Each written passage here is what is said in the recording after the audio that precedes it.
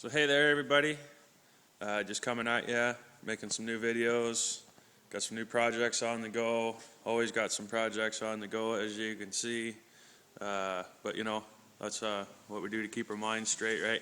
Anyways, it's the topic, it's my Sears LT10 lawn tractor. I checked it out, I recall it's in the 70s somewhere. Where they built this one. It had the yellow body with the white hood, which has lost all its paint, but whatever. But anyways, me and my boy been building it into a race mower.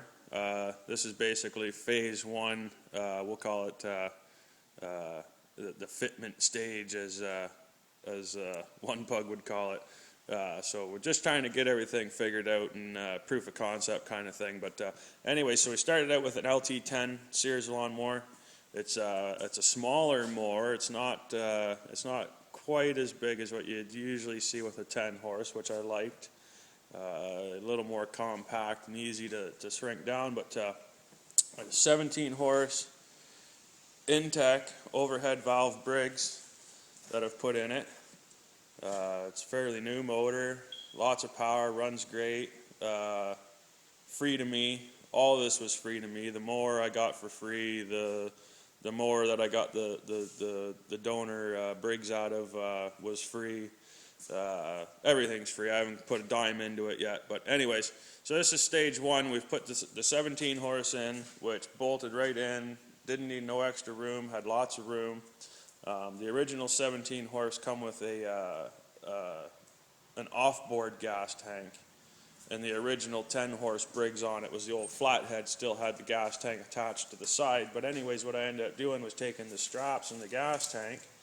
I figured out that it fit in here pretty good, so what I did was these are actually the seat brackets off the mower that I made, or took the 17 horse out of. And this is the two swinging seat brackets, but they fit perfect right in between these two pieces of the mower on either side. And I just tacked them in there with some weld and welded the band that goes around the tank there, and welded them around, or welded it to the bracket. And then just right now I just got some wire ties there because the stock placement for the battery and all the wiring is still behind it, so I'm guessing before I'm done I'm going to have it off a few times. So I didn't bother with bolting it in yet, but I just got the wiring figured out so that the motor fires and charges and everything. We got it running. I've been out for a couple of test drives, but the seat hasn't been mounted yet. The one nice thing about this mower, this LT10, was in the back seat. Where most mowers, like these mowers over here, where if you look at the placement of the seat and the motor, the frame's real high. Well, in this particular case, the frame is actually already lower than the tires.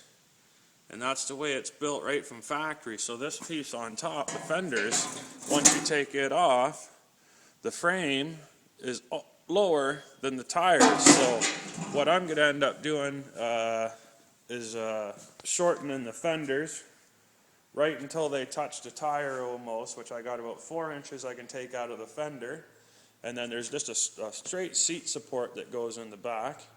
And I can take 4 inches out of that, and then I drop down that far, and then I'm going to probably sink the seat into the fender in a future time too. But for now, we're just going to shorten the fender.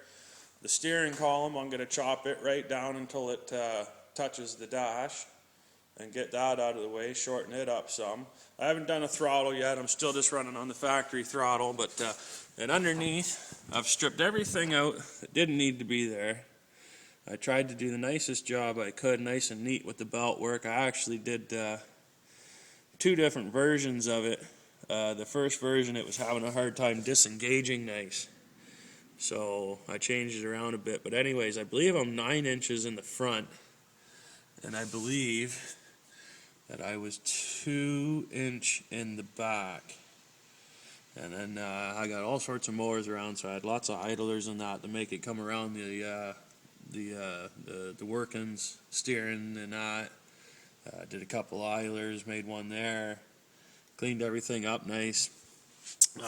The math on the gear ratio, I believe there's the 9-inch, worked out to 0.46 to 1 gear ratio. So every, not quite, well, we'll just call it half, every half a turn of the motor is a full turn of the input on the 3-speed. And this is a 3-speed H-style shifter.